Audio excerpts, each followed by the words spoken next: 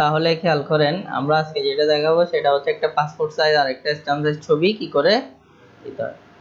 প্রথমে আমরা একটা ছবি নিলাম, এই ছবিটা আমরা অনেকগুলা সিলেকশন করার জন্য কি দেখছি, টুলস দেখছি, কিন্তু প্রপারলি সিলেক্ট করা যায় কিসের মাধ্যমে, পেন টুলের মাধ্যমে। কিসের মাধ্যমে? Pen tool. প্রথমে আমরা এই যে এখান থেকে পেন টুলটা নিলাম, একটু জুম করলাম, যদি এই পেন টুলে এটা প্লাস আকারে দেখা যাচ্ছে, কেন দেখা যাচ্ছে? কারণ কিবোর্ডের মধ্যে ক্যাপস লক কি করা আছে, ক্লিক করা থাকবে, ঠিক আছে। এখন আসি আমরা একটু জুম করি। প্রথমে এই যে এখানে একটা ক্লিক,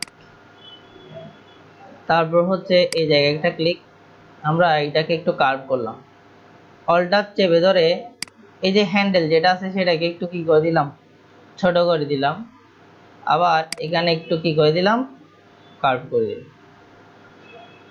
এরপরে আবার অল্টার চেপে ধরে এটাকে কি করে দিলাম, ছোট করে দিলাম।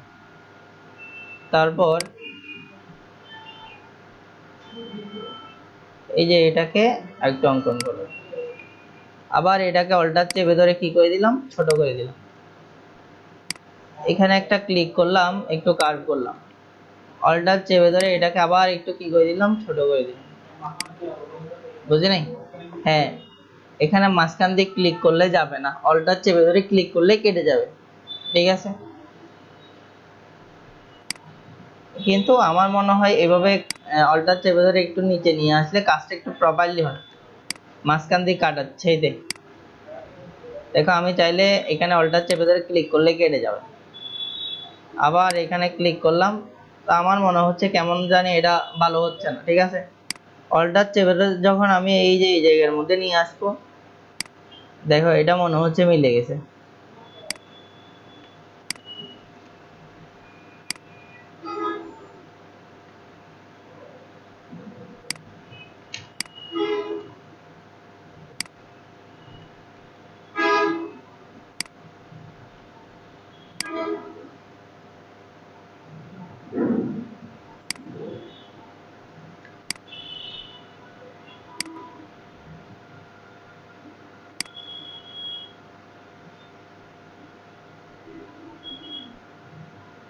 অল্টার চেপে ধরে, এরপরে দেখেন শিফট চেপে ধরে এই জায়গার মধ্যে ক্লিক করলাম, তাহলে আমাদের চারপাশে কি হয়েছে, এটা পাথ হয়ে গেছে না? চারপাশে কি হয়ে গেছে, একটা পাথ ক্রিয়েট করলাম। এখন এটাকে আমরা সিলেকশনে কনভার্ট করব কিসের মাধ্যমে, কন্ট্রোল এন্টার। কন্ট্রোল এন্টার দিলে কি হয়, মেক সিলেকশন হয়, আবার না হয় রাইট ক্লিক, এখানে মেক সিলেকশন, এরপরে হচ্ছে ওকে, মেক সিলেকশন করলাম। এখানে আমরা দেখতে পাচ্ছি এই লেয়ারটা, বুঝে নাই? হ্যাঁ, কোথায় বুঝে নাই? এখানে এখানে না, এখানে রাইট ক্লিক বা কন্ট্রোল এন্টার দিলে মেক সিলেকশন হবে, ঠিক আছে।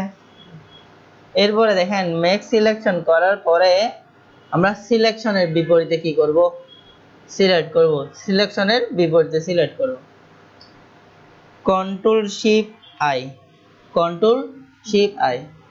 সিলেকশনের বিপরীতে সিলেক্ট করা, এটাকে কি বলা হয়, ইনভার্স বলা হয়, বলছিলাম আমি এর আগের ক্লাসে, ঠিক আছে। না হয় এই যে আমরা এখানে সিলেক্টে যাব, এখানে দেখা যাচ্ছে কন্ট্রোল শিফট আই মানে সিলেকশনের বিপরীতে সিলেক্ট করা। এরপর আমরা ব্যাকগ্রাউন্ডটা কি করে ফেলবো, রিমুভ করে ফেলবো। ব্যাকগ্রাউন্ড কি করে ফেলবো, রিমুভ, ডিলেট, ডিলেট। তাহলে আমরা ব্যাকগ্রাউন্ডটা রিমুভ করে ফেললাম, কন্ট্রোল ডি দিয়ে কি করলাম, ডিসিলেক্ট করলাম, কন্ট্রোল ডি দিয়ে কি করলাম, ডিসিলেক্ট করলাম। আর একটা বিষয় খেয়াল করেন, আমরা শিফট F6 দিব, কি দিব, শিফট F6, এটা হচ্ছে ফেদার। এটা কি ফেদার, এই ফেদারটা কেন দিতে হয়, ফেদারটার একটা কাজ আছে। ধরেন আমি এটা 0 দিয়ে দিলাম, এরপরে ওকে দিলাম, বা ফেদার দিলাম না, এটা ডিলিট করে দিলাম, কন্ট্রোল ডি দিয়ে ডিসিলেক্ট। তারপরে এটা অটো ফেদারটা হয়ে যাচ্ছে, কিন্তু ফেদার 1/2 দিতে হবে, ঠিক আছে। বা দেখেন এই কন্ট্রোল শিফট F6 দিতে হবে, F6 দিয়ে 3/2 দিয়ে ওকে দিতে হবে। কেন ওকে দিতে হবে? না হয় এই যে কাটিংটা আমরা এখানে করছি, না হয় এটা কাট করছি যে এটা বোঝা যাবে, এটা ম্যাচিং হবে না ব্যাকগ্রাউন্ডের সাথে। তাহলে এরপরে ডিলিট করে দিলাম, ঠিক আছে, কন্ট্রোল ডি দিয়ে দিই সিলেক্ট, তার মানে আমাদের ব্যাকগ্রাউন্ডটা কি হয়ে গেছে, রিমুভ হয়ে গেছে। এখন রিমুভ হয়ে যাওয়ার পরে আমাদের একটা নতুন লেয়ার নিতে হবে। কি নিতে হবে? নতুন লেয়ার নিতে হবে। আমরা কন্ট্রোল শিফট এন দিয়ে নতুন লেয়ার নিব, কন্ট্রোল শিফট এন। না হয় এই যে এখান থেকে এখানে ক্রিয়েট নিউ লেয়ার মনে আছে, এখান থেকে একটা নিউ লেয়ার নিলাম। এই লেয়ারের এখানে একটা কালার আমরা কি করব, নীল কালার দিব। অনেক সময় দেখি আমরা ছবির মধ্যে কি কালার থাকে, নীল কালার, এই যে কালারগুলো থাকে। অল্টার ব্যাক স্পেস নীল কালারটা দিলাম, কি দিলাম, নীল কালার। এবং নীল কালারে এটাকে নিচে নামাই দিলাম, ছবিটাকে উপরে তুলে দিলাম। তাহলে এখন বোঝা যাচ্ছে না এটা? হুজুর বুঝছেন? এরপরে এখানে কয়টা লেয়ার, দুইটা লেয়ার। এই দুইটা লেয়ারকে একটা লেয়ার বানাই ফেলবো। এই দুইটা লেয়ারকে কয়টা লেয়ার বানাবো, একটা লেয়ার বানাবো। তাহলে সেটাকে বলা হয় মার্জ ভিজিবল বা ফ্ল্যাটেন ইমেজ। এই যে এখানে লেয়ার থেকে এই যে মার্জ ভিজিবল না হয় ফ্ল্যাটেন ইমেজ, আমরা এখানে কন্ট্রোল শিফট ই, মার্জ ভিজিবল কন্ট্রোল শিফট ই, তাহলে দুইটা একটা হয়ে গেছে না এখন। এরপর আমরা ক্রপের মধ্যে যাব, রাইট ক্লিক করে এখানে ক্রপের মধ্যে গেলাম। ক্রপের মধ্যে যাওয়ার পরে এখানে অপশন বারটা চেঞ্জ হয়েছে কিনা দেখেন। আগে আগে ছিল এটা এরকম অপশন বার, যখন ক্রপের মধ্যে গেলাম অপশন বারটা কি হয়ে গেছে, চেঞ্জ হয়ে গেছে। প্রথমে আমরা এই যে এখানে ক্রপ টুলের মধ্যে গেলাম, ঠিক আছে, এই যে এখানে সাইজ এন্ড রেজুলেশনে গেলাম, যাওয়ার পরে এখানে 1.5, তারপর হচ্ছে 1.9, তারপর হচ্ছে 100। এখানে ইঞ্চি থাকবে, পিক্সেল হইলে হবে না, কি থাকতে হবে, এখান থেকে ইঞ্চি দিতে হবে, মনে থাকে যেন। এরপরে ওকে দিলাম। তারপর এই যে এটাকে পাশে নিয়ে গেলাম, একটু অ্যাডজাস্ট করে দিচ্ছি আর কি। এরপর আমরা ওকে দিলাম। তারপর মুভ টুলের মধ্যে এসে ক্লিক করলাম, আগের মতো হয়ে গেছে। এটাকে কন্ট্রোল আই দিয়ে অল সিলেক্ট করলাম, কন্ট্রোল সি দিয়ে কি করলাম, কপি করলাম। আমরা ফাইলে গেলাম, ফাইল থেকে নিউর মধ্যে গেলাম। নিউতে যাওয়ার পর আমরা একটা আর্টবোর্ড নিব A4 সাইজের। আমরা এখানে এই যে প্রেসেটের মধ্যে ক্লিপবোর্ডের মধ্যে এখানে ইন্টারন্যাশনাল পেপার মানে হচ্ছে A4 সাইজ। তারপর এখানে মিলিমিটার থেকে আমরা ইঞ্চি করে দিলাম। এর রেজুলেশন থাকবে 300, কালার মোড থাকবে 8 GB, ঠিক আছে। এরপরে ওকে দিলাম। কন্ট্রোল ভি দিয়ে কি করলাম, পেস্ট করলাম। তাহলে আমাদের ছবিটা এখানে চলে আসছে না। আমরা এই যে এই ছবিটাকে এখানে রাখলাম। এরপরে অল্টার চেপে ধরে একটা কপি পেস্ট করলাম, অল্টার চেপে ধরে কপি, তারপর শিফট চেপে ধরে এখানে রাখলাম, আবার অল্টার শিফট, আবার অল্টার শিফট, আবার অল্টার শিফট, ঠিক আছে। এখন ছবি কয়টা হয়েছে, একটা, দুইটা, তিনটা, চারটা, পাঁচটা।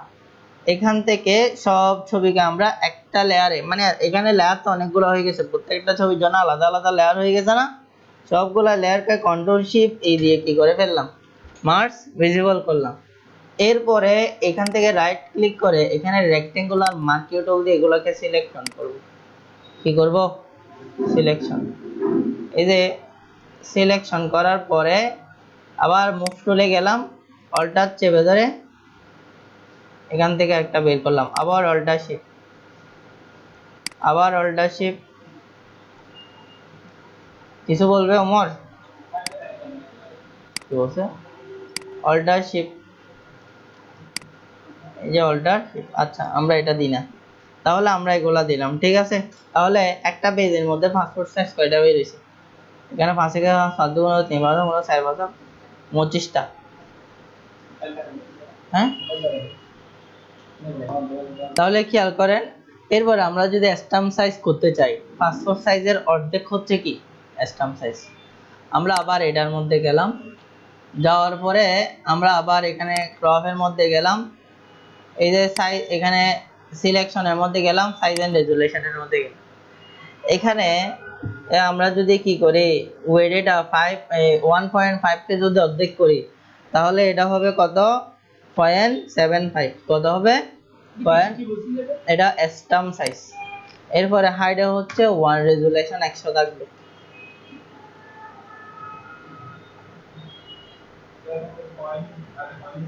হ্যাঁ 0.75। হ্যাঁ কারণ হচ্ছে তোমার 1.5 অর্ধেক করলে কত হবে 7.5 না, 7.5 তার মানে পয়েন্ট কত 75। হাইট হচ্ছে 1,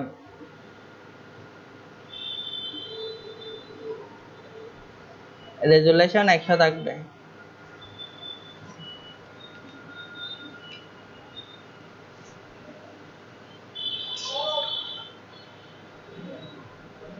লিখছেন? এরপর আমি এটাকে ওকে দিলাম। ওকে দেওয়ার পরে আমরা এন্টার দিলাম, তাহলে এটা আরো ছোট হয়ে গেছে না। মুভ টুলে গেলাম, control as all select, control C দিয়ে কপি, এখানে আনলাম কন্ট্রোল বি দিয়ে পেস্ট, এটা ছোট চলে আসছে। অল্টার চেপে ধরে এখানে একটা ক্লিক, অল্টার শিফট, তারপর হচ্ছে alt shift, alt shift, alt shift, alt shift, alt shift, ঠিক আছে। Control shift E.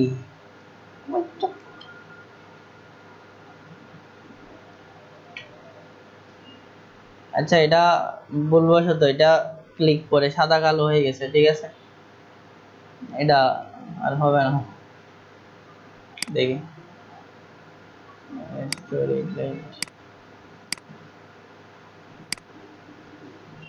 আচ্ছা আপনারা এতটুকু তো বুঝতে পারছেন।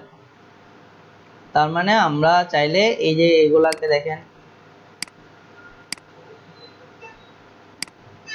আচ্ছা আসছে দেখি,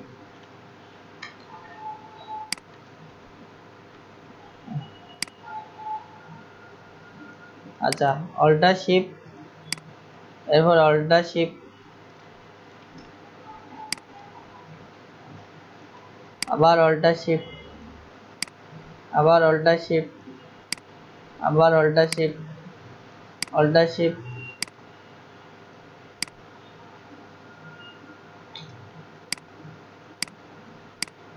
মানে যেখানে যেখানে জায়গা আছে সেখানে সেখানে রেখে দিচ্ছে, ঠিক আছে।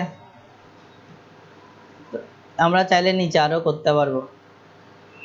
কন্ট্রোল শিফট ই দিয়ে মার্জ ভিজিবল হয়। এরপর এখান থেকে আমরা কি নিব, একটা এই যে আমরা রেক্ট্যাঙ্গুলার মার্কের টুল নিয়ে, এরপর এটাকে অল্টার শিফট চেপে ধরে এখানে করে দিলাম, কন্ট্রোল ডি। তার মানে আমরা অনেকগুলা করতে পারছি। হুজুর পারবেন? এরপর আমাদের এটা কি করতে হবে, প্রিন্ট করতে হবে। কি করতে হবে? প্রিন্ট। কন্ট্রোল পি দিলাম। আমরা প্রিন্ট দেওয়ার পরে আমরা প্রিন্ট সেটিং এ যাব। কোথায় যাব? Print setting. মনে রাখ, খেয়াল করেন এখানে এই যে ইপসন প্রিমিয়াম, তারপর হচ্ছে গ্লোসারি দিতে হবে এটা, ঠিক আছে। এখান থেকে হাই, এগুলা যখন দিবেন আপনার ছবিটা তখন একদম স্পষ্ট হবে, সুন্দর হবে। ক্লিয়ার? বুঝছেন? বুঝছো? তাহলে আপনারা আমি এখন পিন দিচ্ছি না কারণ এখানে অনেক কালি খরচ হয়ে যায়। তো আপনারা যেটা করবেন সেটা হচ্ছে, আচ্ছা তাহলে এতটুকু তো বুঝতে পারছেন মনে হয়।